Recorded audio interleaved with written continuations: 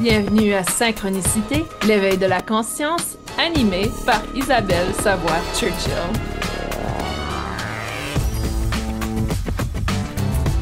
Bienvenue à ce nouvel épisode de Synchronicité. Je suis Isabelle Savoie-Churchill et je vous accompagne aujourd'hui sur un sujet qui semble refaire surface depuis plusieurs semaines autour de moi. Le sujet est cette idée de protection. Beaucoup de gens autour de moi parlent de protection ou j'ai ressenti le besoin de protection, etc. Donc, je me suis dit que ça pourrait être un sujet intéressant à explorer, surtout pour ceux et celles qui sont peut-être dans cette période de sensation d'avoir besoin de protection. Donc, commençons un peu par le début. Pourquoi la protection? Dans le domaine énergétique, lorsqu'on devient un peu plus conscient, si on veut, de notre aspect spirituel, de notre énergie, on nous dit qu'il est important de se protéger contre des attaques psychiques, contre des énergies négatives. Et quand on regarde un peu le fonctionnement du corps physique, mental et énergétique, c'est tout à fait normal. Donc, au niveau du corps physique, il y a certaines modalités qu'on doit prendre pour se protéger justement des virus, se protéger au niveau de notre santé, se protéger physiquement. Par contre, cette sensation de protection, l'idée de je me sens protégé, est très mentale. Donc, c'est vraiment le corps mental qui va dicter si nous nous sentons protégés ou si on se sent en insécurité ou on se sent vulnérable. C'est vraiment le corps mental qui va venir diriger cette perspective.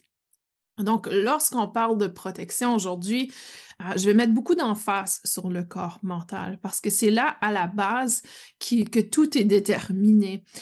Dans le sens où vous pouvez me placer, moi, physiquement, dans un endroit, disons, vous me placez sur une montagne très, très élevée et qu'il y a cette sensation de vide devant moi, je ne vais pas du tout me sentir en sécurité.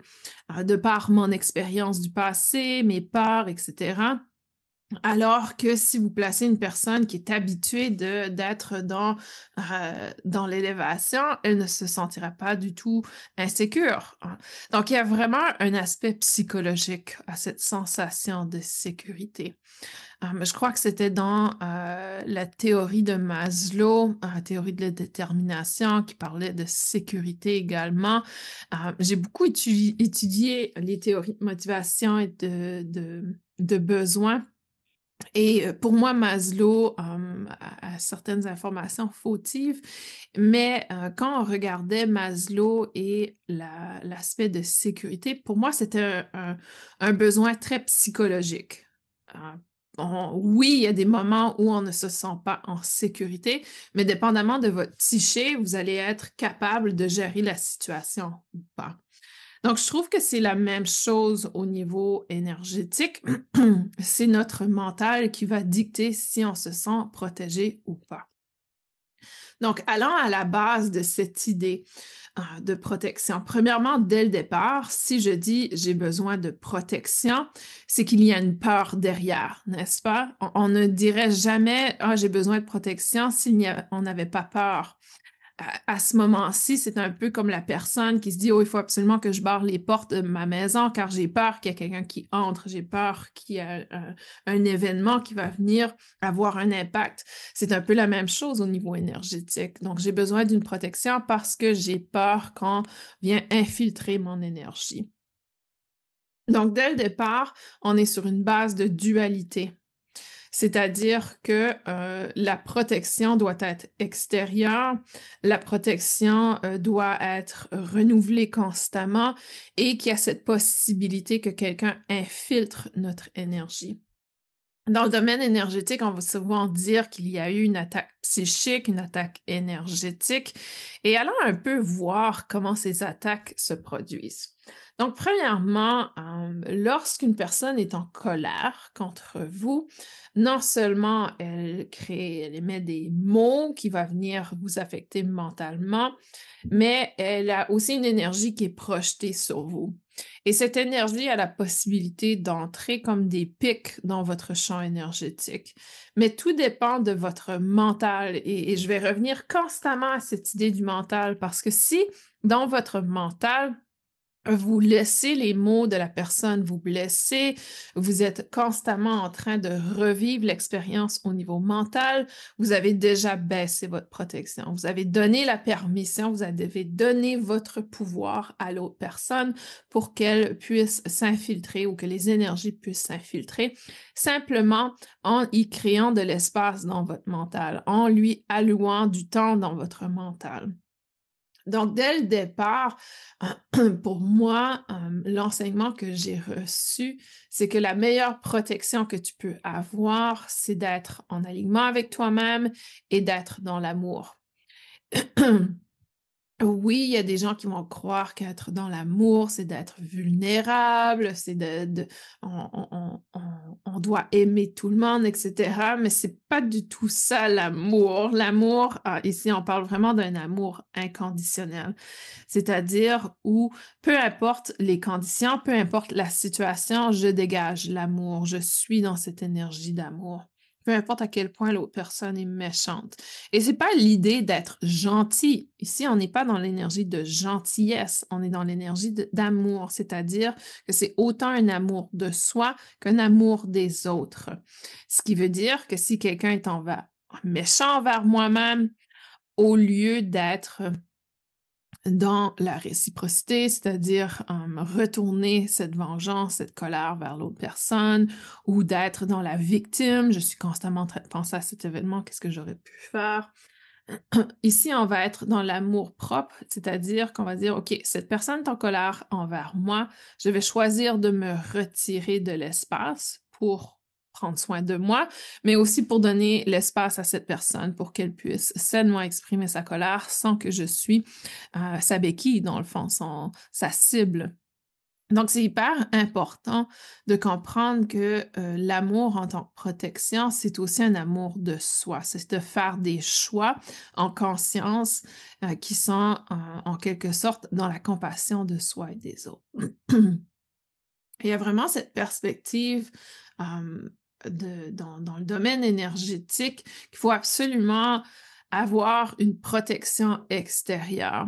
Et ici, je crois que ça se prête très bien quand on commence dans le domaine énergétique, quand on commence dans la pleine conscience ou dans l'éveil de la conscience, quand on réalise que, oh, OK, mon énergie est faible, je suis affectée par mon environnement, etc. Mais je crois que on doit voir ce type de protection comme les petites roues de sécurité qu'éventuellement on va retirer pour pouvoir être sur un vélo adulte, par exemple.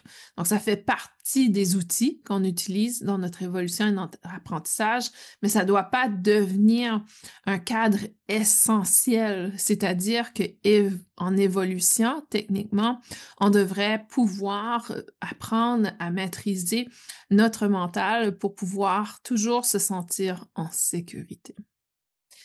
Donc, les outils qu'on peut utiliser de protection de base, ce sont les archanges. Parfois, les gens vont demander l'assistance de l'archange Michael, par exemple, pour les protéger, des dragons de protection, les guides de protection que vous avez. Il y a les pierres de protection, des huiles de protection. Donc, il y a des énergies qui sont dégagées de certains objets, de certains rituels, de certaines prières qui vont favoriser la protection. Et encore, c'est toujours envers le mental. Est-ce que j'utilise cet outil avec la perspective que ça va amplifier ma capacité naturelle ou est-ce que j'utilise cet outil parce que je ne me sens pas capable de le faire par moi-même? Et ce sont deux énergies très différentes. Ce sont deux énergies qui viennent vraiment avoir un impact très différemment sur notre situation. Si j'utilise ces outils avec la perspective que je ne peux pas le faire moi-même, que j'ai absolument besoin de ces outils, vous allez devenir dépendant, dépendant de ces techniques et éventuellement, comme toute dépendance, si on est hyper dépendant de quelque chose, éventuellement, ce quelque chose n'a plus le même effet, n'est-ce pas? Donc, quand on pense aux gens qui sont dépendants de drogue, à un certain moment, ils ne retirent plus les mêmes bienfaits, les mêmes sensations de l'expérience.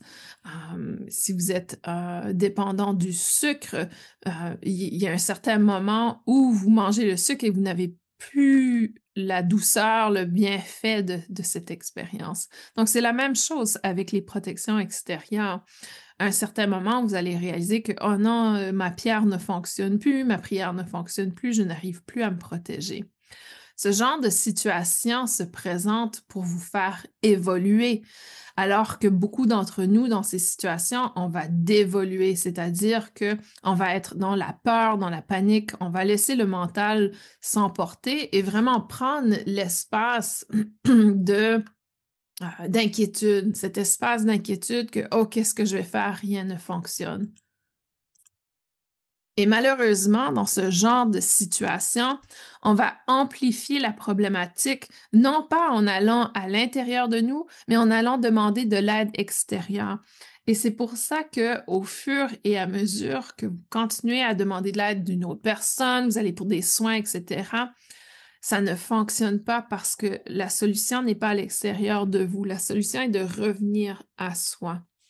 On n'utilise pas les outils extérieurs, que ce soit un énergéticien qui vous accompagne dans l'énergétique, que ce soit une pierre qui vous accompagne de protection.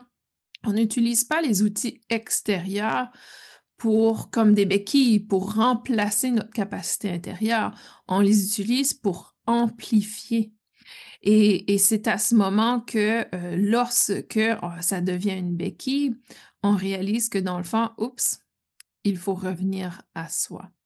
C'est pour ça que vous aurez des gens qui vont constamment aller chercher des informations à l'extérieur, qui se sentent hyper insécures, qui n'ont pas confiance en leur capacité, mais qu'en même temps, plus ils cherchent, moins ils reçoivent ce qu'ils cherchent.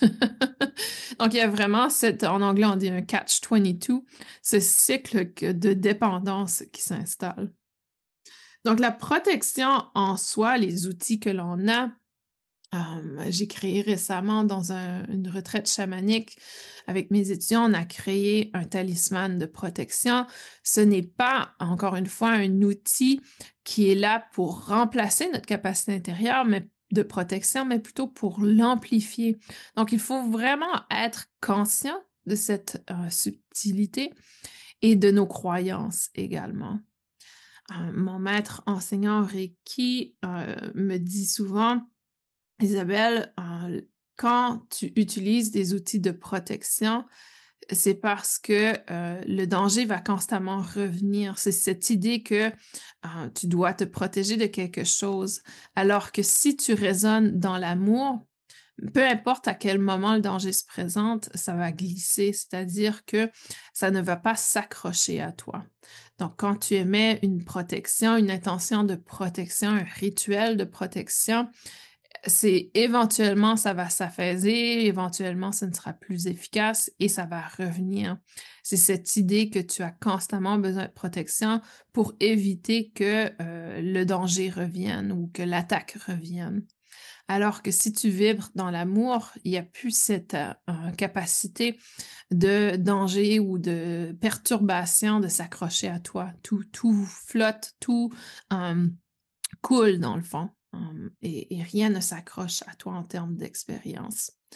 Donc, pour moi, je crois que c'est une de très bonnes réflexions, surtout à ce moment-ci où plusieurs personnes semblent être très hors de contrôle en termes de leur mental. Sachez que cette sensation de protection ne viendra jamais du physique. Elle est mentale. Elle va venir de votre mental. Donc, il est peut-être temps de visiter ces croyances que vous avez. Que vous êtes attaqué. Parce que dans le fond, non seulement ça touche à l'aspect de votre force mentale, votre résilience mentale, ça touche aussi à un autre aspect. Cet aspect de victime, Donc, vous êtes victime de l'extérieur versus l'aspect un peu plus leader où tout est en accompagnement, tout est en connexion en quelque sorte. Et justement, ça vient à cet aspect de confiance. Est-ce que j'ai confiance en l'univers ou est-ce que j'ai l'impression que l'univers, les choses extérieures jouent contre moi? Donc, ça revient toujours à cet aspect de se prendre en charge. Et vous avez entendu, si vous m'écoutez depuis le début, je parle constamment de l'importance de prendre son mental en charge, de vraiment ne pas laisser vos idées, vos pensées vous définir, mais au contraire, de pouvoir revenir à cet espace intérieur qui est vous-même, cet espace qui rayonne à l'intérieur de vous et votre véritable identité. Le mental, il est juste là pour analyser, juger, critiquer, questionner. Le mental est un outil, ce n'est pas votre identité. Donc, à ce moment-ci, il est hyper important que cet outil vous accompagne et non vous détruise. Est-ce que votre mental vous limite dans votre vie ou est-ce qu'il vous élève, vous permet d'évoluer? Hum, et dans cette évolution, il y a cette perspective de que le mental n'est plus en charge. Le mental n'est qu'un seul outil. Donc, au niveau protection, vous avez peut-être commencé à écouter cet épisode en pensant que j'allais vous donner des outils de protection.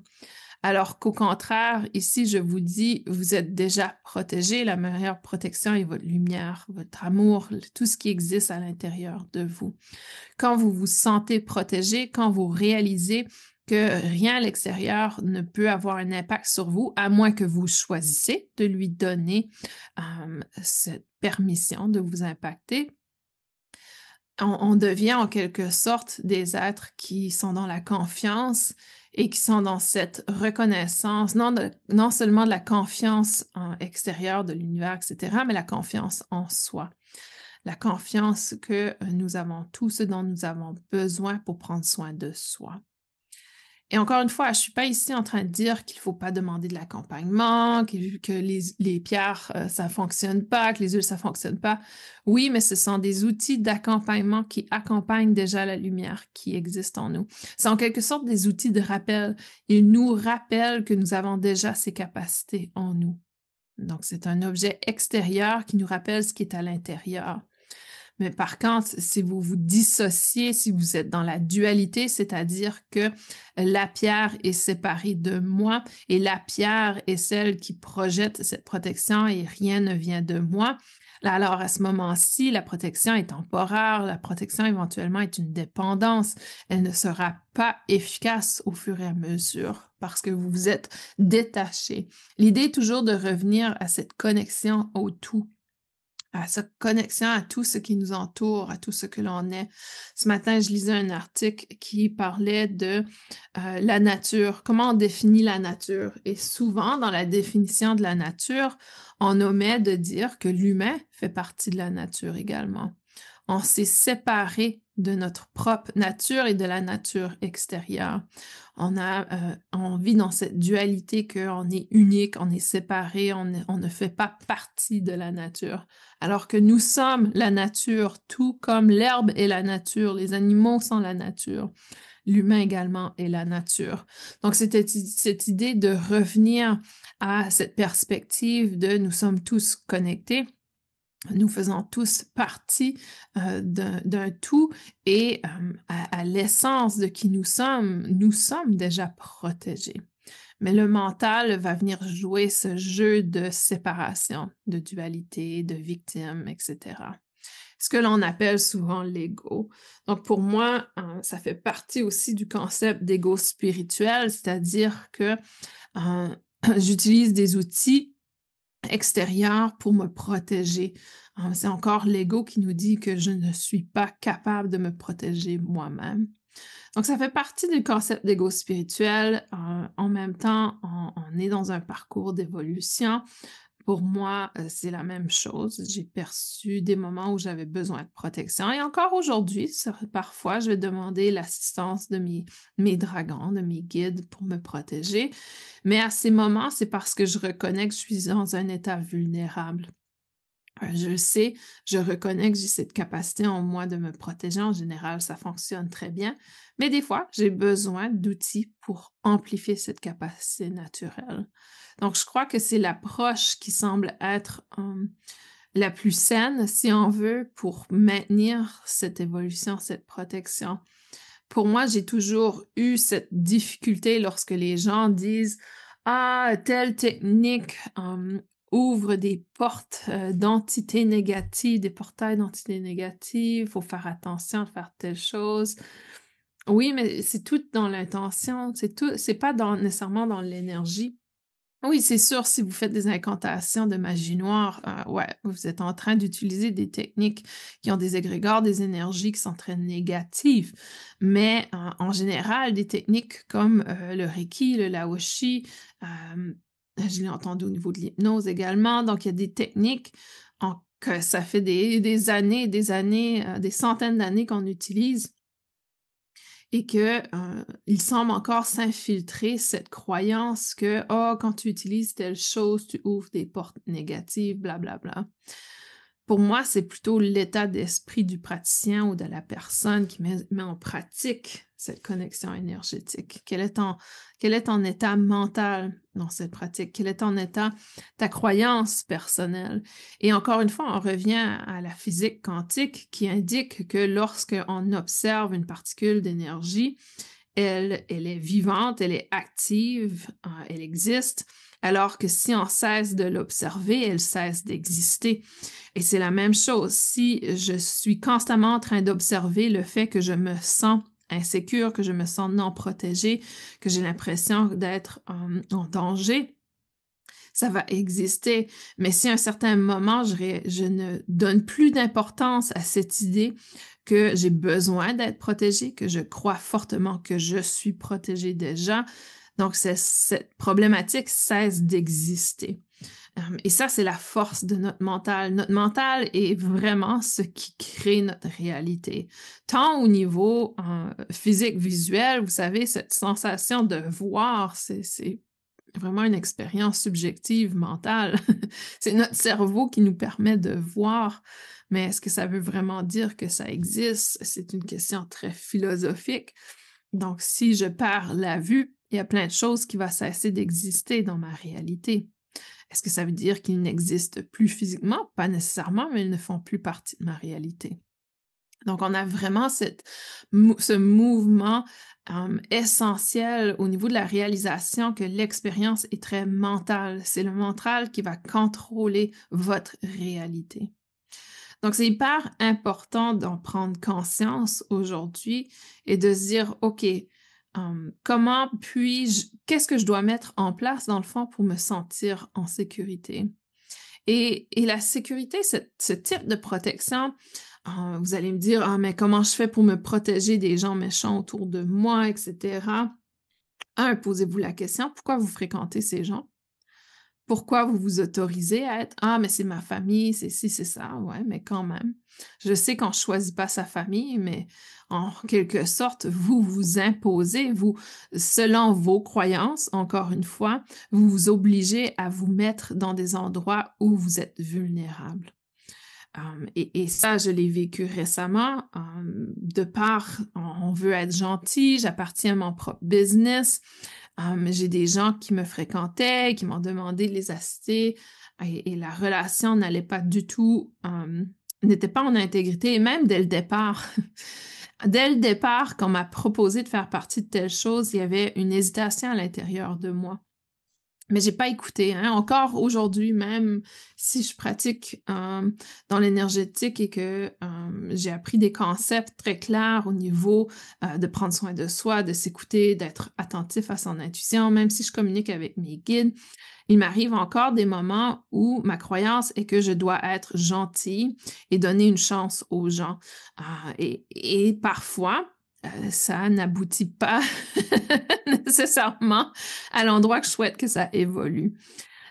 Et encore une fois, j'ai appris que, quand j'écoute pas mon intuition, les choses ne se passent pas naturellement et positivement nécessairement.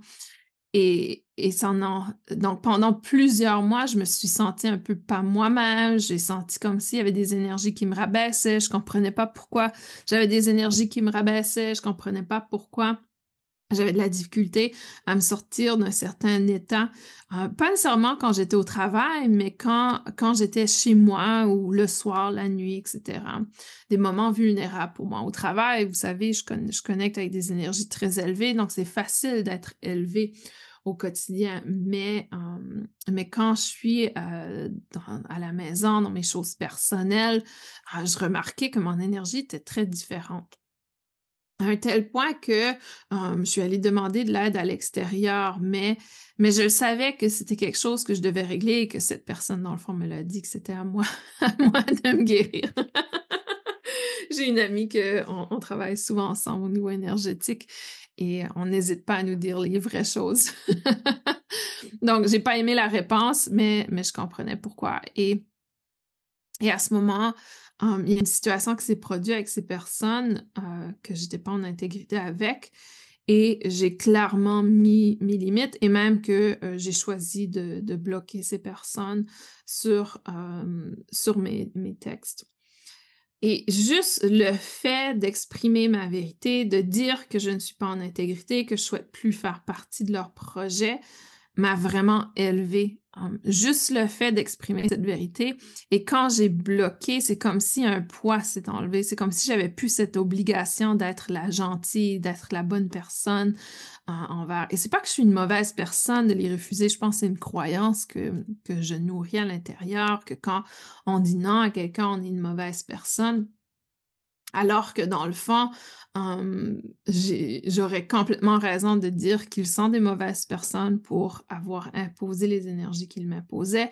Mais encore une fois, ce serait être dans la victime. Et je refuse d'être dans ce rôle de victime. C'est moi qui leur a donné la permission de baisser mes énergies. C'est moi qui a donné du poids à leurs pensées. C'est moi qui a donné de la valeur à leurs idées et de la valeur aussi à leurs paroles. Donc, si dès le départ, j'avais dit non, je ne souhaite pas participer, je ne souhaite pas être en contact, mes énergies ne seraient pas baissées comme ça. Donc, c'est important de comprendre que oui, il y a la protection, mais il y a aussi cette idée de discernement et de souveraineté qui doit être exprimée.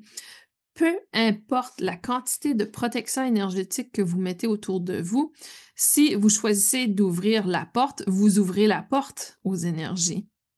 Et qu'est-ce que je vais dire par ça? Je vous donne un exemple, une analogie très simple.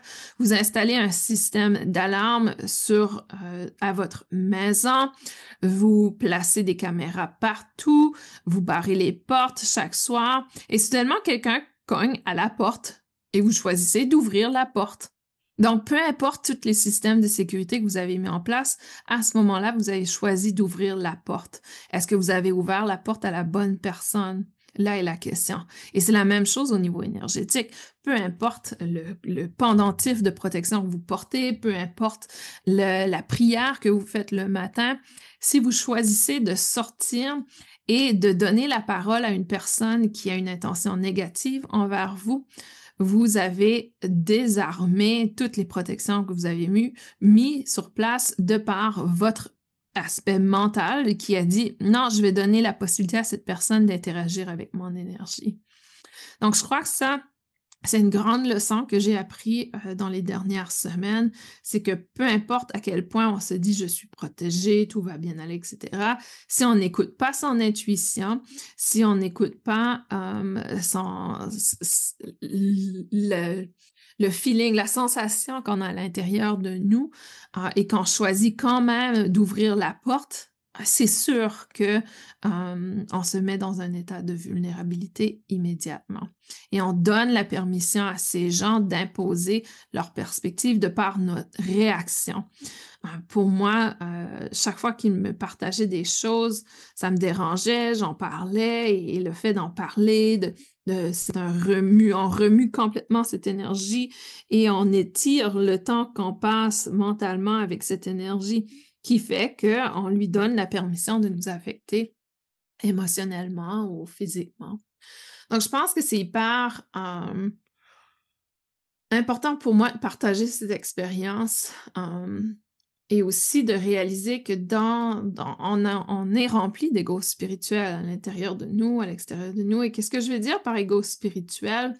C'est que parfois, quand on entre dans ce monde spirituel, on a peut-être l'impression d'être, dans leur cas, j'ai l'impression qu'ils se perçoivent comme meilleurs que d'autres, de par différentes choses qu'il m'ont dit. Dans mon cas, c'est que je me disais, ah, ben, il faut quand même que je sois gentille, même si mon intuition me dit si, mon ego me dit qu'il faudrait que je sois quand même gentille, que j'y donne une chance, faudrait y donner une chance, hein, ça, la chère chance. Elle nous amène souvent dans le trouble, cette chance. Donc, c'est vraiment cette perspective de OK, est-ce que je vais donner l'espace à mon ego de s'infiltrer dans ma spiritualité qui est cette connexion avec soi? Est-ce que je donne la permission à l'ego de me dire quoi faire, même si mon intuition m'a dit de faire l'opposé? C'est vraiment ça l'ego spirituel. Il y a cette perspective que le mental devient en charge et qu'on est au-dessus de notre connexion, on est au-delà et on a cette capacité plus élevée. Pour certaines personnes, ça va sortir dans le sens où ma technique est meilleure que la tienne, je suis la seule personne qui peut te guérir, hein. Éloignez-vous, tenez-vous très loin de ces gens qui sont dans l'énergétique qui vous disent que vous avez absolument besoin d'eux. Pour moi, juste là, ça, c'est un message que vous êtes la victime, ils sont le sauveur et que dans le fond, la relation ne part pas d'égal à égal. Pour moi, mon rôle que, en tant que énergéticienne, artisan de lumière, j'ai toujours été claire, c'est de vous accompagner à retrouver la lumière en vous. C'est ça mon rôle. C'est de vous aider à trouver la lumière en vous. C'est pas mon job de trouver la lumière pour vous, mais je vais vous accompagner à le faire. C'est vraiment ma mission de vous accompagner à voir, à percevoir cette lumière en vous. Je n'ose pas, je ne, oser n'est pas le bon mot, mais je ne suis pas nécessairement, je ne prétends pas être la sauveuse. Je ne prétends pas être la seule personne qui peut vous aider. Je ne prétends pas que le Reiki est meilleur qu'une autre méthode. Je ne prétends pas que ma communauté, mes enseignements sont meilleurs qu'un autre. D'accord? Donc, pour moi, je pense que c'est hyper important dans cet aspect de protection, pour vous protéger, c'est de vous éloigner le plus possible de ces gens qui vous disent avoir la seule clé pour vous. J'ai la clé pour toi et personne d'autre n'a ta clé. Alors que ma croyance est que vous êtes capable de le faire vous-même, mais parfois on choisit d'être accompagné pour amplifier les capacités qu'on a déjà à l'intérieur de nous. Ou peut-être qu'on est dans des moments où c'est difficile de prendre soin de soi, donc on va aller chercher à l'extérieur pour de l'accompagnement. Pas pour être sauvé, mais pour être éveillé.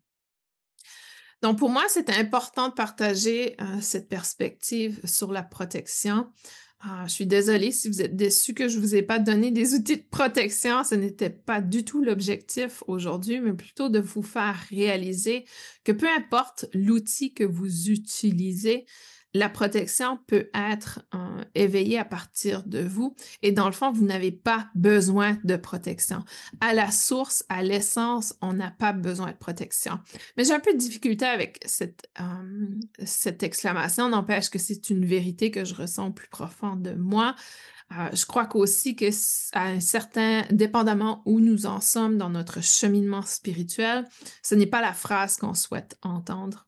Donc, si vous choisissez d'utiliser des outils de protection, soyez toujours dans cette perspective qu'ils sont là pour amplifier ce qui est déjà en vous et non un outil sauveur parce qu'encore une fois, on va tomber dans cette dépendance. Donc, je vous remercie pour votre écoute. Ça fait un plaisir de partager avec vous. Si vous avez des questions, n'hésitez pas à les partager. S'il y a des sujets que vous souhaitez que j'explore avec vous, n'hésitez pas à les partager. Je partage aussi que ce mois-ci ou le mois prochain, soit le 6 mai, je démarre un nouveau masterclass, intitulé «Les anges de la mer». Donc c'est vraiment une expérience immersive de 6 semaines avec moi qui est conçue pour vous aider à connecter aux fréquences des baleines, des dauphins. Contrairement au masterclass antérieur, ce masterclass, oui, il sera comme les autres en termes de canalisation d'être, mais les anges de la mer souhaitent enseigner une technique d'harmonisation pendant cette formation. Donc, vous apprendrez à harmoniser les énergies avec les anges de la mer également. Donc, ça va faire partie de cette formation de 6 semaines. On commence le 6 mai. La formation est 111 €. Je vous invite à aller visiter mon site monuniversoi.com. Vous y trouverez plus de détails ou vous pouvez écrire également à info@isabelleschurchill.com. Je vous envoie les informations. Et aussi pour les gens qui sont ouverts à être formés en présentiel, j'ai 2 événements présentiels qui vont se dérouler au mois de septembre. Le 13 septembre 2025, je serai à Paris pour enseigner une thérapie en synergie des plantes. C'est une thérapie que j'ai développée qui combine l'énergétique et les huiles essentielles. Et également, du 18 au 21 septembre 2025, je serai à Villers-en-Prairie, pas très loin de Reims. Il y a une retraite de yoga que j'organise en collaboration avec Lydie Lydie Pereira, qui est l'enseignante de yoga de Univers Soi. Et cette retraite est intitulée Au cœur de soi, une retraite de yoga et reconnexion à soi. Donc, c'est vraiment un endroit pour vous offrir un espace de reconnexion profond avec vous. Si ça vous intéresse, n'hésitez pas à aller visiter mon site isabelleschurchill.com. Vous pouvez cliquer sur événements pour les événements présentiels ou Univers Soi pour le masterclass qui est à venir. Donc, ce sera un plaisir de vous y rencontrer. Je vous invite aussi à aller visiter ma chaîne YouTube. Vous avez qu'à chercher Isabelle S. Churchill sur la chaîne YouTube. J'ai un événement qui se passe demain, le 22 avril, qui sera une canalisation des anges de la mer. Donc, si ça vous intéresse, vous n'êtes pas certain si le masterclass est pour vous, vous pouvez simplement vous joindre à nous. Ce sera une séance de guérison énergétique qui va se faire, mais aussi de canalisation avec les anges de la mer. Je vous dis à très bientôt. Je vous envoie plein d'amour, moi, et c'est un plaisir encore de partager avec vous.